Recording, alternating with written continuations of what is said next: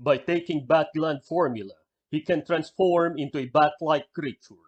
Aside from having the natural abilities of bats, such as flight, sensitive hearing, and sonar, he will have superhuman strength, speed, and endurance. He is Kurt Langstorm, also known as the Man-Bat. I am the Markon, and today we are going to unbox and review McFarlane's DC Multiverse figure, the Man-Bat. So, are you ready? Are you ready? Are you ready? Then welcome to the Markverse!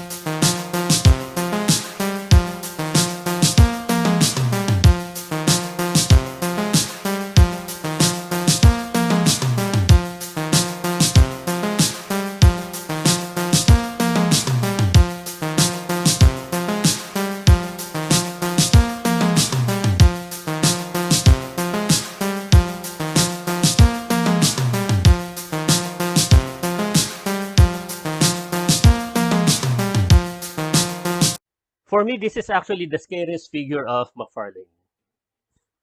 I can even include this in my Jada, especially my NECA horror genre figure exhibit.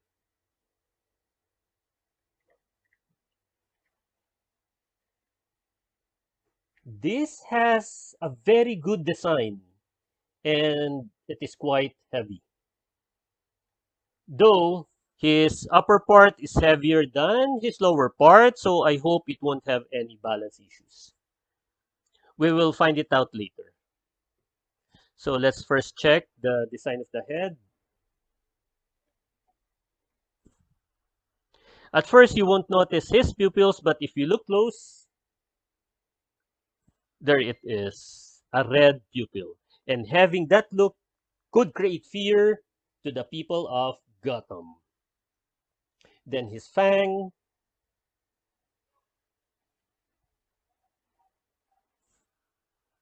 It's nice they made this soft because this could easily chip if it will be accidentally hit. We can also see inside the mouth of Man-Bat. Then his large ears.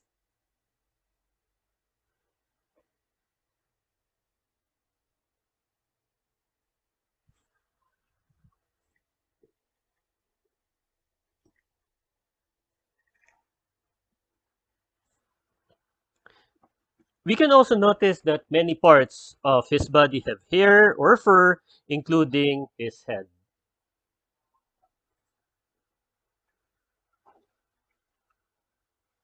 Then his neck part,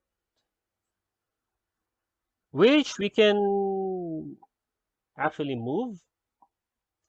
This part of his fur. Then the hair of his upper chest. And we also have hair on his back.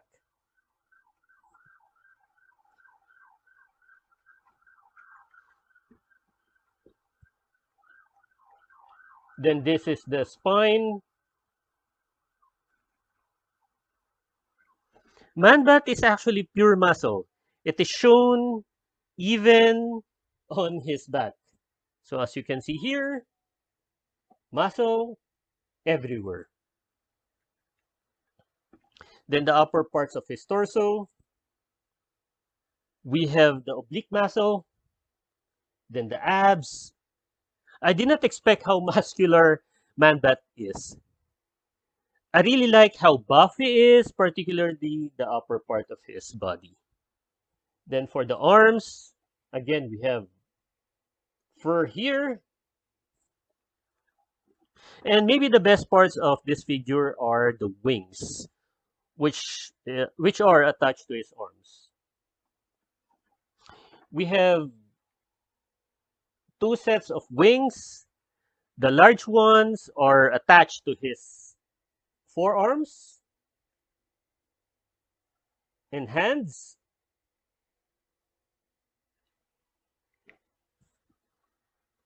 And the small ones are attached to his tricep.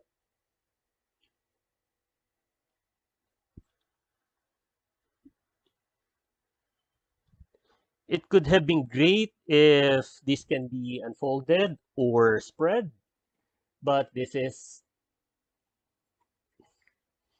though it's soft, but we really cannot move it. So, as is. Um, we also have veins. If we look closely, you can see the details of his veins.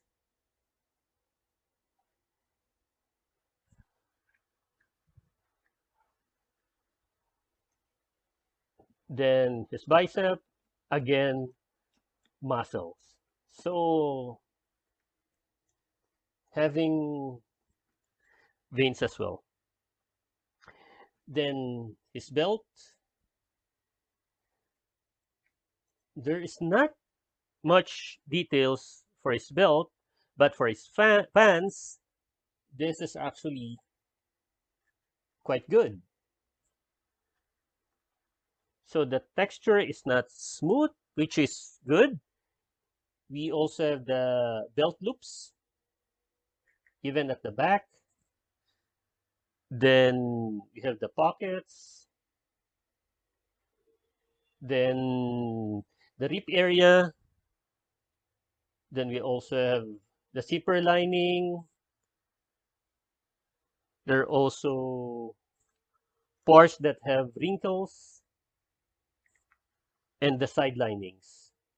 So very good design for his pants.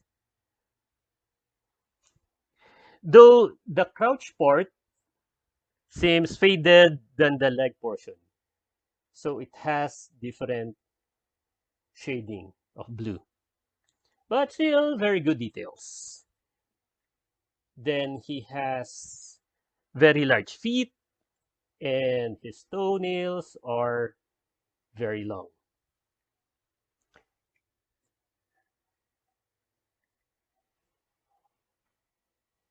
These are actually not that smooth or soft, so let's be careful of not breaking his toenails.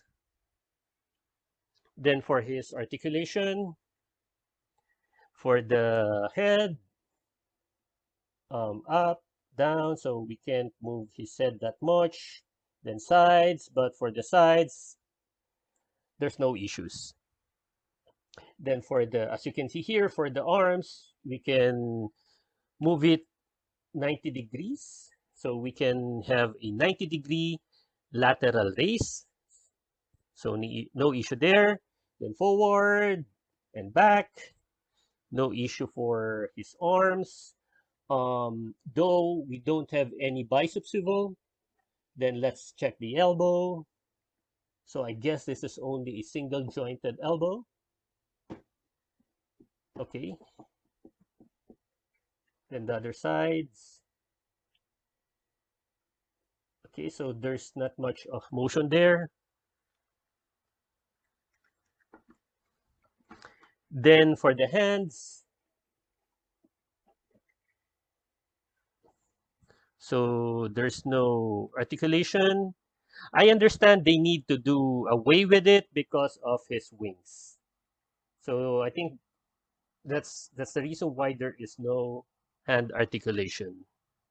Then for the diaphragm, as you can see, there's crunching. So we can move the upper torso and also the lower torso as well. So we can move the hips. Then for the legs, so we can move it sideways, then forward, then back. That's it. For the knee, it is a double jointed knee, but we cannot straighten them out. It is really bended. I'm not sure though if the reason is because of his upper weight to be able to get a more stable stand. But this looks really odd. And I hope they won't do this anymore to their other figures. Then the feet.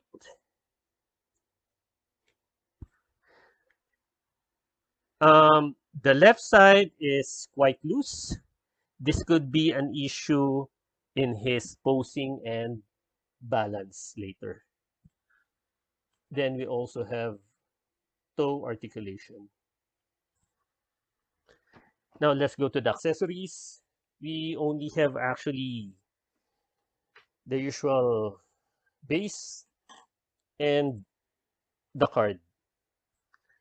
So I'm going to freeze it for a couple of seconds. So this is the front and back. Now for the measurement. So let's fix MAN-BAT first so that we can properly measure him. So I think I need the stand because like I said earlier, you might have an issue if we try to let him stand because of the upper weight. So let's measure him.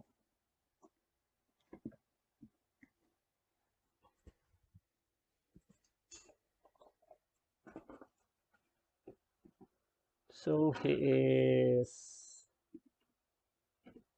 around 9 inches. Then for the comparison, let's call dark side and the BAF atrocitus.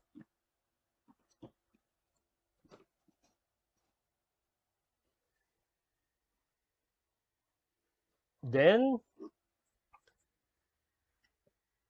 let's call Clayface.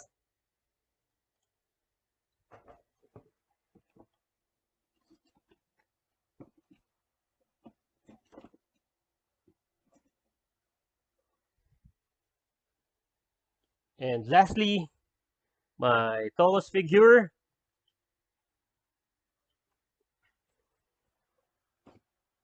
Swamp Thing. So that's the measurement and comparison.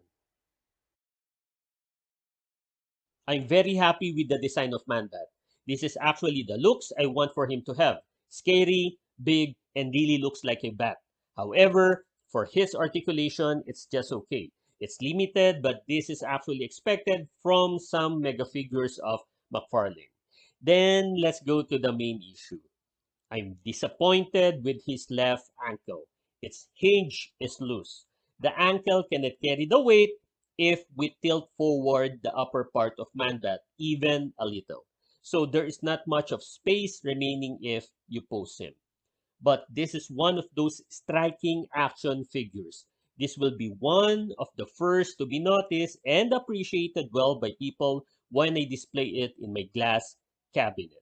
So, if you enjoyed the video, click the thumbs up button, please subscribe to my channel, and don't forget to push that notification button since I publish new videos every week.